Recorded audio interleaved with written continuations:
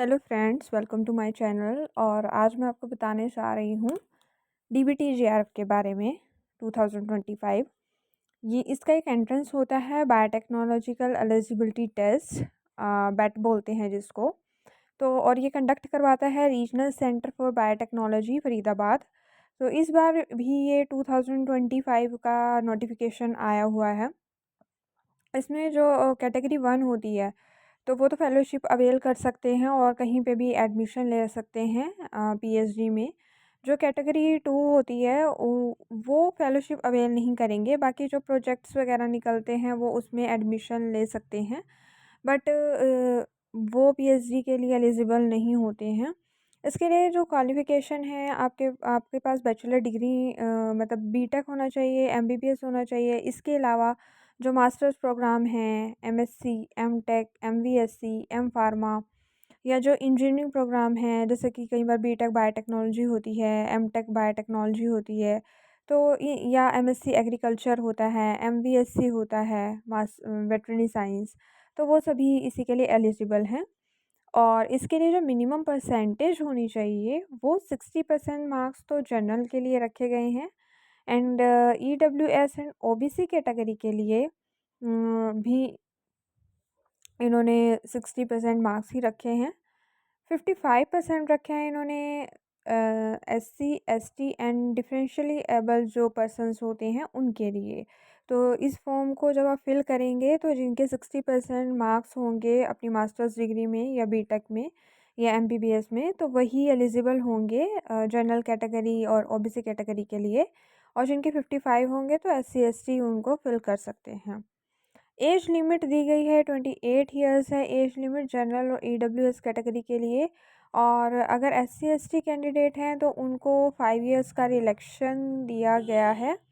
और इस तरह से अगर डिफरेंटली एबल्ड है कोई वुमेन कैंडिडेट तो उनको 3 इयर्स का रिलैक्सेशन दिया गया है। और साथ में अगर कोई ओबीसी भी कैंडिडेट है तो उसके लिए भी 3 ईयर का रिलैक्सेशन है। मतलब 28 ईयर्स तो जनरल कैटेगरी के लिए हैं, लेकिन अगर एससी एसटी हैं तो उनके लिए 28 में 5 आप ऐड कर दोगे तो 33 ईयर्स। एंड अगर ओबीसी कैटेगरी है या कोई फिज़िकली एबल्ड है तो उसके लिए हमारा 31 ईयर्स एलिजिबिलिटी क्राइटेरिया होगा एज का।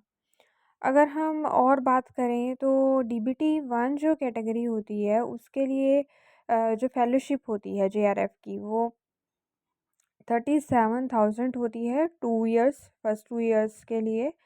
और जब एसआरएफ हो जाएगा तो 42,000 पर मंथ हो जाएगी और 30,000 कंटिजेंसी पर ईयर दी जाती है। कंटिजेंसी का मतलब होता है कि जो लैब में हमें अगर कोई इक्विपमेंट चाहिए अपनी रिसर्च के लिए ड्यूरिंग पीएचडी, या फिर हमारे पास प्रिंटर नहीं है, या और भी जो रिक्वायरमेंट्स हैं लैब से रिलेटेड, वो हम कंटिजेंसी के थ्रू पूरा कर सकते हैं। और फर्स्ट 2 इयर्स में आपको फ़ेलोशिप 37,000 मिलेगी। उसके बाद आपकी फ़ेलोशिप, जैसे कि आप सीनियर रिसर्च फ़ेलोशिप में कन्वर्ट हो जाओगे तो 42,000 इसका फ़ेलोशिप आपको मिलेगी। तो इसके लिए पहले एक प्रेजेंटेशंस होती हैं और फिर वो सारी डिटेल डीबीटी को भेजी जाती है। उसके बाद वो अप्रूव करते हैं और आपकी फ़ेलोशिप इंक्रीज़ हो जाती है। अगर हम इसके सिलेबस की बात करें तो ये सिलेबस आप इस साइट से डाउनलोड कर सकते हैं और मोस्टली इसमें बायोटेक से रिलेटेड क्वेश्चंस होते हैं। इसमें 2 सेक्शंस होते हैं, एक होता है सेक्शन ए और एक होता है सेक्शन बी। जो ए होता है उसमें 50 कंपल्सरी क्वेश्चन होते हैं और वो 10+2 लेवल के होते हैं, जिसमें जनरल साइंस आता है, मैथ, केमिस्ट्री, जनरल एप्टीट्यूड, और जी quantitative ability, general biotechnology. 1 marks का हर एक क्वेश्चन होगा। उसके बाद अगर आप कोई अटेम्प्ट नहीं करते हो तो उसके 0 मार्क्स लगेंगे। देन आपका नेक्स्ट जो होगा, हर एक क्वेश्चन जो है सेक्शन ए में वो 3 मार्क्स का होगा और नेगेटिव मार्किंग भी है क्योंकि डीबीटी में, तो वहाँ पे 1 मार्क्स जो है वो डिडक्ट कर लिया जाएगा आपका। देन सेक्शन बी है, उसमें जनरली जो जितने भी क्वेश्चन होंगे वो बायोटेक से रिलेटेड होंगे। सारी बायोटेक इंक्लूड होती हैं इसमें, प्लांट, एनिमल, मेडिकल, एनवायरनमेंट, जितनी भी टाइप्स की बायोटेक्नोलॉजी हैं वो सारी इंक्लूड होंगी। हर एक क्वेश्चन इसमें भी 50 क्वेश्चंस होंगे। 3 मार्क्स का हर एक क्वेश्चन होगा, नेगेटिव मार्किंग होगी। अगर नेगेटिव होगा तो 1 मार्क्स डिडक्ट कर लिया जाएगा। अगर अटैम्प्ट नहीं किया है तो 0 मार्क्स। तो इस तरह से 50 क्वेश्चन सेक्शन ए में है, 50 क्वेश्चन जो है सेक्शन बी में है। तो 150 सेक्शन ए हो गया, 150 आपका सेक्शन बी, तो 300 का आपका टोटल पेपर हो जाएगा।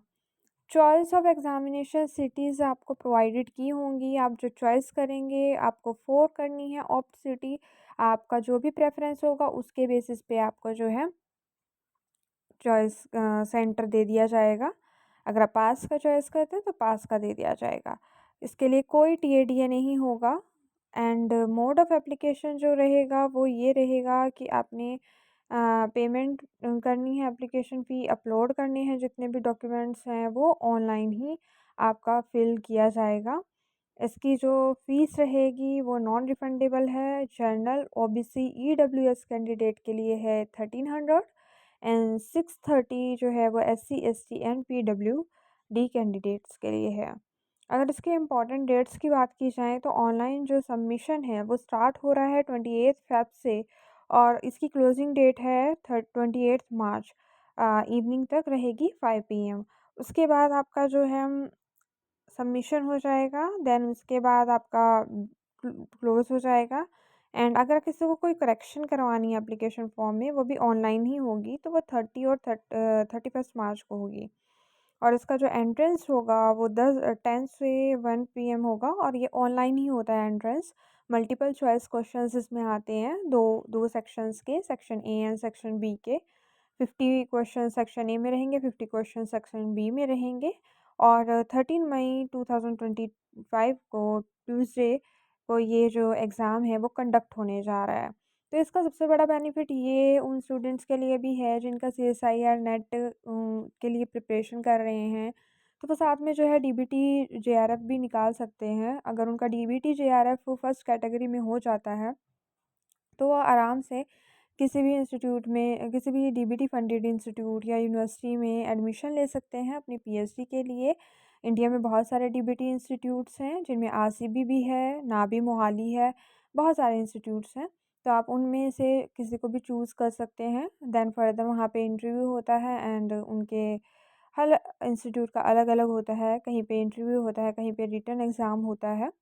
तो अगर आपका सीएसआईआर नेट अभी की प्रिपरेशन अभी नहीं हुई है, तो आप डीबीटी की प्रिपरेशन स्टार्ट कर सकते हैं, क्योंकि ये डीबीटी जो एग्ज़ाम है वो as compare to CSIR NET थोड़ा-सा ईज़ी रहता है। तो इसलिए आप इसकी भी तैयारी साथ-साथ करते रहिए, ताकि आपको एक फ़ेलोशिप तो आपको मिल जाए और आप ईज़िली जो है पीएचडी में एडमिशन ले सकें।